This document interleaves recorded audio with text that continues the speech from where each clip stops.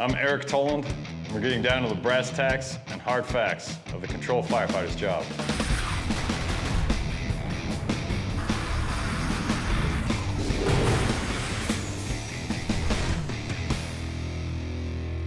The vital role of the control firefighter starts here on the floor below the fire.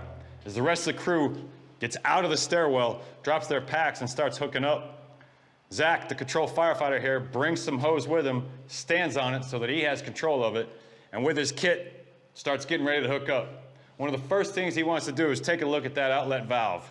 He's gonna look at it, kind of size it up. Is it an old beat up valve that's maybe never been opened? Is it a newer valve? Is it a PRV? One thing he can do is take that cap off and look inside and check for threads. If he can visualize the threads, he knows it's not a PRV. Be careful not to stick your fingers up in there to feel for those threads, because you don't know what's been shoved in there as trash or something that could poke you or hurt you. Next thing he wants to do is start hooking up his equipment. First thing that goes on here is the gate valve. And what we want to do is flush through this gate valve. The reason we're going to do that is because if this valve fails, this valve, as we open it, maybe the stem gets jammed, maybe it seizes, maybe the wheel breaks off. Using our gate valve gives us full control of this outlet and allows us to shut it back down. Without that, we could be stuck with water flowing from a valve that we can't control anymore. He's going to flush through this valve. And as he gets ready to do that, he's going to yell flushing to give the other crews coming up the stairs a heads up that there's going to be a lot of water coming. Go ahead and flush there, Zach. That's good. Now don't expect nice, clear, clean water like that.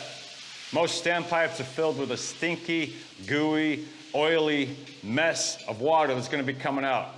Don't wait for clean water, as that could take a long time. What you want to look for is pressure. If you've got good pressure, you should be good to go. If you don't, that's the time to give a call on the radio that you may have a problem here with this standpipe. Next thing going on is this inline pressure gauge, and this is key because at this point here, Zach basically becomes a remote engineer, a remote pump operator, and we got to get that pressure set. This also tells us if we're not getting enough pressure and we need to change to a different outlet or change to a different setup to get water to the fire up above on the fire floor.